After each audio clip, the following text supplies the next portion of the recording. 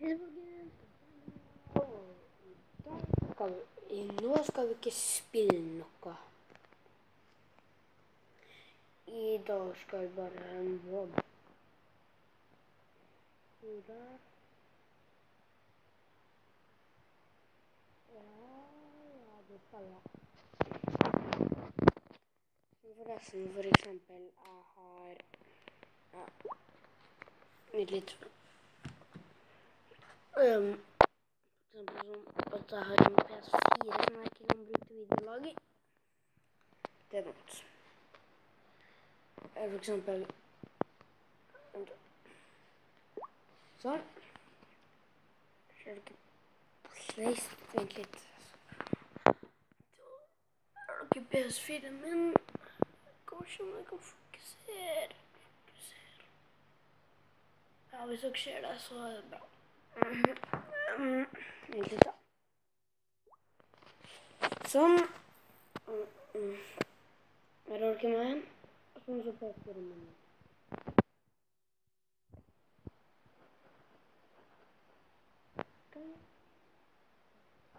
Sånn på hjernen. Bare.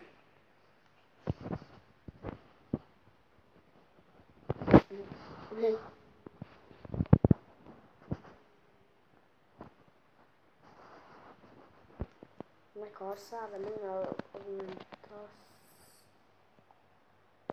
Kanskje det? Så nei, jeg ikke har særlig mange abonnenter.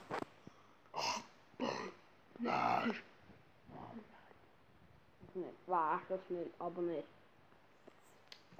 Som dere ser, så er det litt rart når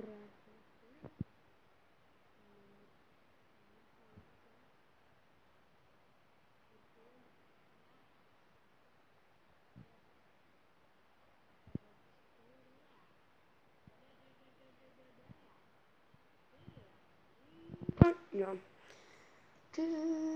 Kanskje jeg skal begynne en engelsk kanal? Kanskje.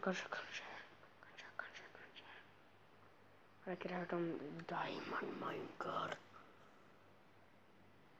Så hva har jeg gjort det? Begynner på han og på meg. Vær så snill, abonner. Han vil ha 10 abonnenter. Skal jeg se hvorfor jeg vil ha 10 abonnenter? Da skal vi 10 abonnenter spesial. Hva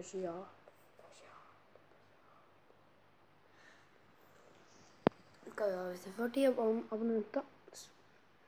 La oss si, men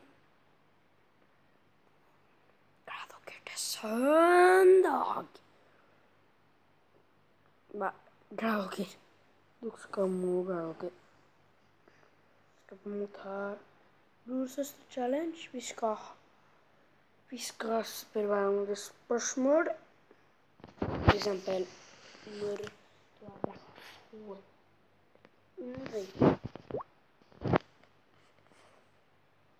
Når du har brekt foten.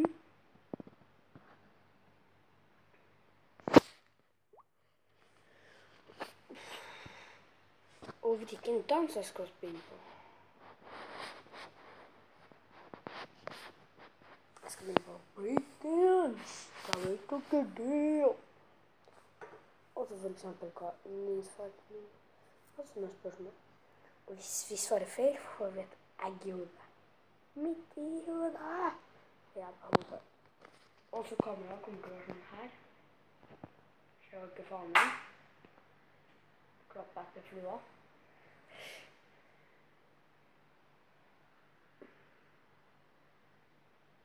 Pappa, vil du ses på YouTube? Vil du ses på kanalen min? Ok.